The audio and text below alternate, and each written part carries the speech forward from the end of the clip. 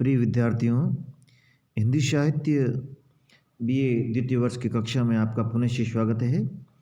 आज हम प्रेमाख्यान काव्य, जिसे सूफी काव्य के नाम से भी जाना जाता है, उसकी अन्य विशेषताओं का अध्ययन करेंगे। पूर्व की कक्षा में हमने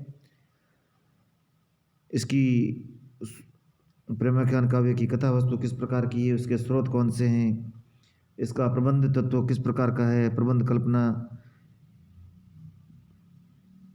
किस प्रकार की है, उदय देखा, इसके पीछे प्रयोजन क्या है, किस दृष्टि से इनकी रचना की गई है। आज हम इसके अन्य विशेषताओं पर दृष्टिपात करेंगे, जिसमें आगे है भाव पक्ष। कोई भी रचना होती है, साहित्यिक रचना, उसके दो पक्ष। पहला पक्ष होता है उसका वस्तु पक्ष, जिसको उसका विचार पक्ष भी कहा जाता है, और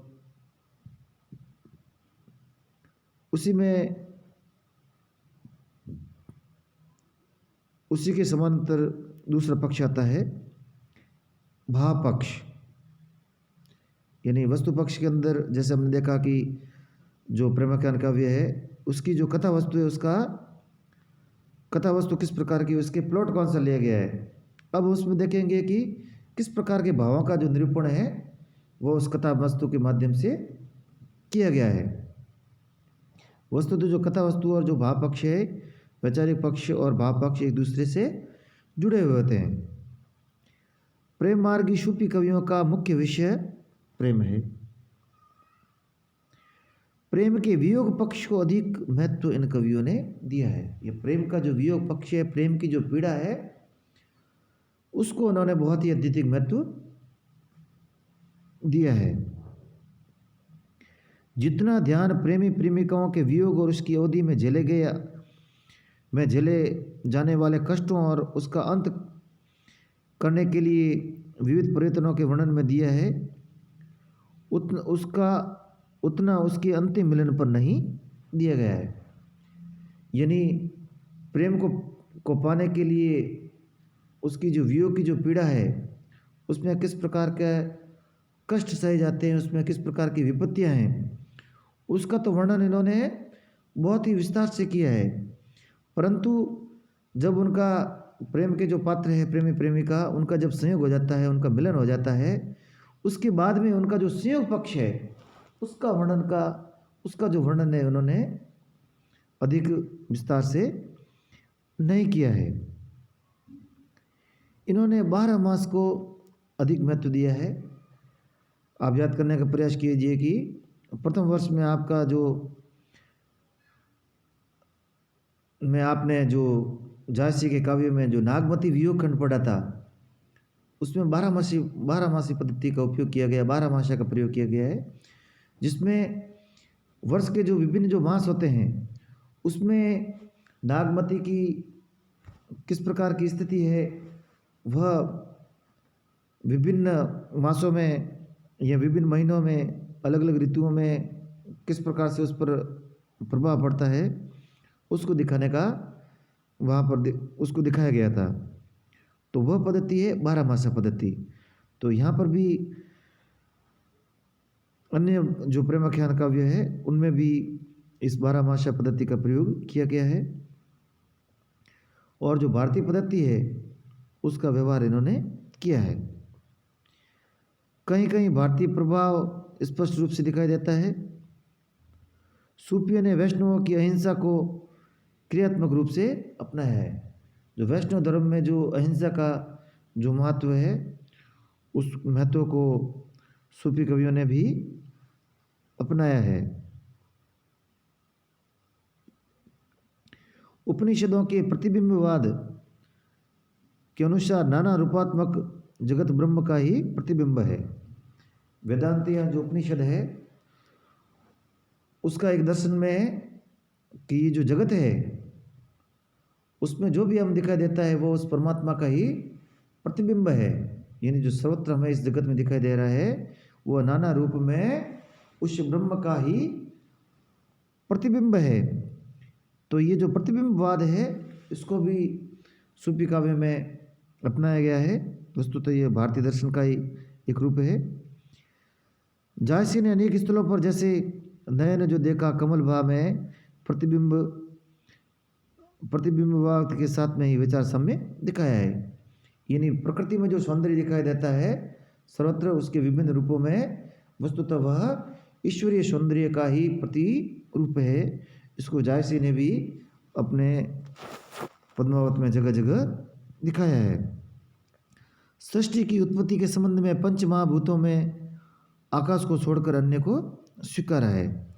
जो पंच महाभूत है जिसमें अग्नि, गगन, पृथ्वी, जल और आकाश को छोड़कर जो अन्य जो तत्व है उसको इन्होंने भी सृष्टि की उत्पत्ति में के संबंध में स्वीकार किया है।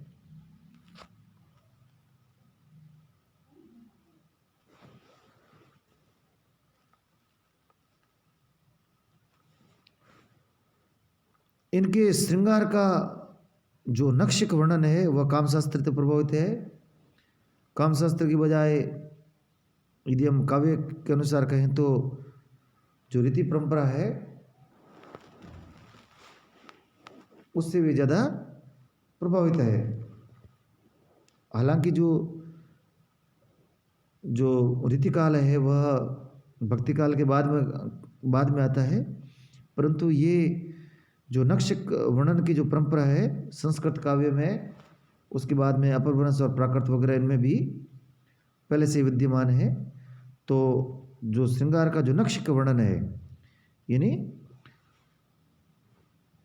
सिख यानी मस्तक से लगाकर जो पाँव का जो नख है उससे उस पर्यंत समस्त पर्यंत जो शरीर के जोंग है उनका सौंदर्य का वर्णन किया जाता है नक्शिक वर्णन परंपरा में।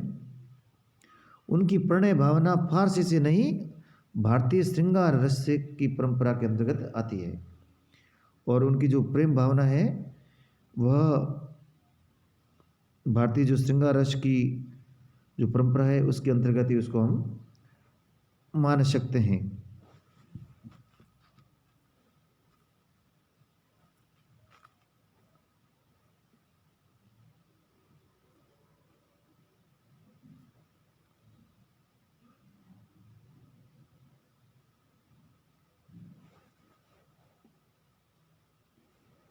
हाँ, अगला है काव्य रूप। काव्य प्रकार की दृष्टि से यानी काव्य के रूप किस प्रकार के अपनाए गए हैं, कौन सी विधाओं को इसमें सम्मिलित किया गया है। काव्य प्रकार की दृष्टि से सूफी काव्य भारतीय कथा काव्य की परंपरा में ही आते हैं। इसका हम बार बार जिक्र भी कर रहे हैं कि जो भारतीय कथा काव्य परंपरा है उसके अंतर्गत ही इनको जानना चाहिए। इसकी पुष्टि अनेक लक्षणों से हो जाती है। जैसा कि आचार्य रामचंद्र शुक्ल ये मानते थे कि जो सूफी काव्य है वह जो फारसी काव्य की जो मसनवी जो शैली है उससे प्रभावित है। हाँ, उससे प्रभावित अवश्य है, परंतु उसमें जो भारतीय जो साहित्य जो परंपरा है उसका प्रभाव इन काव्यों पर हम अधिक देख सकते हैं। अन्य कवियों ने अपनी रचनाओं को कथा की संज्ञा दी है, यानी इनमें ज़्यादातर जो कवि है उनमें इन्होंने कथा शब्द का प्रयोग भी किया है और अपने साहित्य को कथा रूप ही माना है। जैसे यहाँ कुछ नाम दिए गए हैं, जैसे दामोदर रचित लखन सेन पद्मावती कथा, ईश्वरदास कृत सत्यावती कथा, जान कवि की कथा रत्नावली, कथा कामलता, कथा कनकावती, व्यास नल दमयंती कथा। तो इनमें ज़्यादातर कवियों ने कथा शब्द का प्रयोग किया है। इससे ये अपने आप स्पष्ट हो जाता है कि इन्होंने जो कथा शैली है, जो कथा रूप है उसको इन्होंने अपनाया है। ये जो कथा रूप है भारतीय कथा काव्य परंपरा में पहले से ही विद्यमान है। कुछ कवियों ने कथा शब्द का प्रयोग शीर्षक में ना कर काव्य के अंतर्गत किया है। कुछ लोगों ने यद्यपि जो अपना जो शीर्षक है उसके अंदर कथा शब्द का प्रयोग नहीं किया है, लेकिन अन्यत्र वे इसका जिक्र कथा रूप में ही करते हैं। जैसे उदाहरण दिया गया है, जैसे जायसी का कथन है, प्रेम कथा यही भात विचारो। जायसी जी कह रहे हैं कि ये मेरा जो काव्य है इसको एक प्रेम कथा के रूप में भी, प्रेम कथा के रूप में ही इसके ऊपर विचार करना है। और मंजन कहते हैं कथा जगत जेती कवि आई। तो यहाँ पर भी मंजन भी कथा शब्द का प्रयोग कर रहे हैं। उस्मान जाकी बुद्धि होई अधिकाई। आलम कह रहे हैं कि कहो बात सुनो सब लोग, कथा कथा सिंगार वियोग। कहने का आशय है कि यहाँ तो इनके शीर्षकों में कथा शब्द का प्रयोग किया गया है, या फिर इनके अंदर ही कवि है वे ये कह रहे हैं कि इसको एक कथा के रूप में ही लेना चाहिए। ये कथा शब्द का प्रयोग अपने काव्य के अंतर्गत भी करते हैं। परशुराम चतुर्वेदी ने सूफियों के काव्य के प्रकारों को अधिक स्पष्ट करते हुए लिखा है।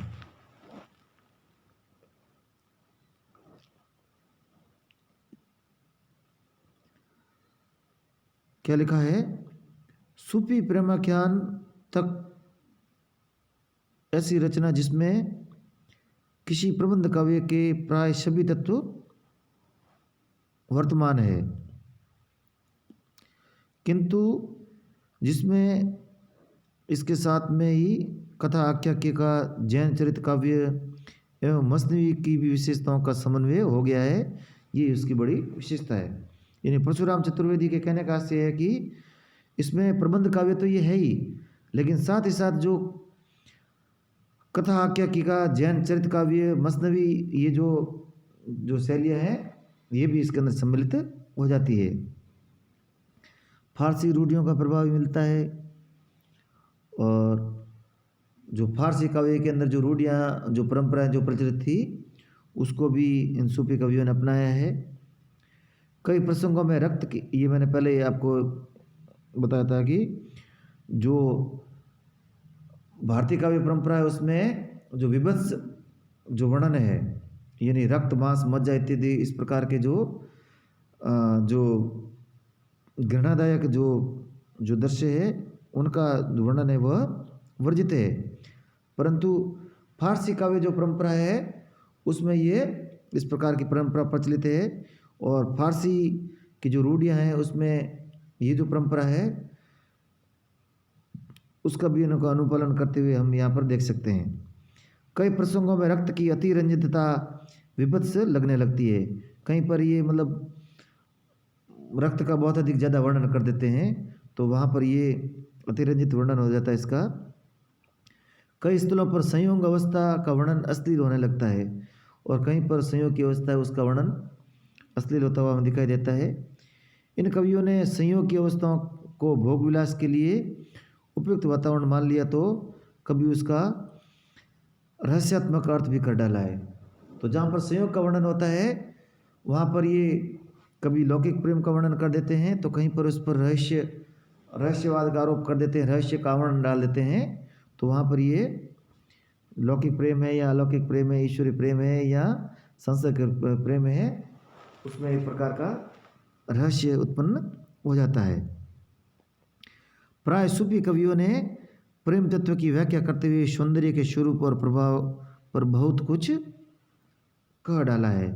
और जब ये प्रेम तत्व की व्याख्या करते हैं, प्रेम तत्व का निरूपण करते हैं, तो जो सौंदर्य है, प्रेम का जो सौंदर्य है, उसका जो स्वरूप है और उसका प्रभाव किस प्रकार से दृष्टिगोचरित होता है, उसको भी ये वर्णित करते हैं। अगला है चरित्र चित्रण।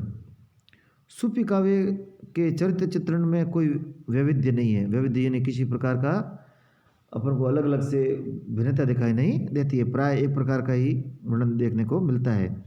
इसमें नायक प्राय सामंत या राजकुमार रहे हैं, यानी जो नायक है प्राय उच्च घरों से रहे हैं, कुलीन वर्ग के रहे हैं, और नायिकाएँ हैं वो राजकुमारी के रूप में दर्शाई गई है, जो कि संस्कृत साहित्य की नायिकाओं के समान ही एक ढांचे में ढलती हुई दिखाई देती है। संस्कृत काव्य में प्राय ये परंपरा भी रही है कि जो नायक नायिका है वह उच्च वर्ग के होने चाहिए, कुलीन वर्ग के होने चाहिए, और प्राय इन्होंने भी नायक नायिका के रूप में राजकुमार और राजकुमारियों को ही दिखाया है। नायक का स्वरूप प्राय पहले से ही निश्चित सा दृष्टिगोचर होता है, यानी नायक है वह एक विशेष प्रकार के ढांचे में ढलता हुआ दिखाई देता है। यानी वे प्राय साहसी, विपत्तियों को झेलने वाले और रूप के प्रति रूप की लालसा रखने वाले इस प्रकार के दिखाए गए हैं। और राजकुमारी वह अत्यंत सुंदरी दिखाई गई है, रूप गर्विता दिखाई गई है। नायिकाएं भारतीय परंपरा के अनुसार पतिव्रता धर्म का पालन करती हुई दिखाई दे रही है। और अंत में और ज़्यादातर इनका सूफी कवियों ने इसका दुखांत भी अंत है वो दुखांत भी किया है। तो वहाँ पर ये अपने पतिव्रता धर्म का पालन करती हुई प्रेम के लिए क्षति भी होती हुई इनको दिखाया गया है। नायक का विरोध नायिका के पिता या संरक्षक द्वारा होता है, और जो नायक नायिका के प्रेम को पाने का प्रयास करता है, तो जो उसके घर वाले होते हैं या उसके जो पिता है या अन्य जो लोग होते हैं वे इसमें अंदर बाधा डालते हैं। और कई प्रकार के काल्पनिक पात्र भी यहाँ दिखाए गए हैं, लेकिन ये जो काल्पनिक पात्र है प्राय गौण ही रहे हैं। अप्सरा, परियां, भूत वगैरह ये भी दिखाए गए हैं। कई स्थलों पर ऐतिहासिक चरित्रों का चित्रण भी प्रभावी रूप से हुआ है। इन सभी चरित्रों पर भारतीयता का गहरा प्रभाव है। और इसकी जो अन्य जो विशेषताएं हैं उसको हम आगे की कक्षा में लेने का प्रयास करेंगे, ताकि जो वीडियो है वह अधिक लंबा न हो और आपको देखने में परेशानी न हो। तो आज हमने इनका काव्य रूप किस प्रकार का है और चरित्र चित्रण में साहित्यकारों ने किस प्रकार की जो पद्धति है वह अपनाई है, उसके बारे में जाना। धन्यवाद।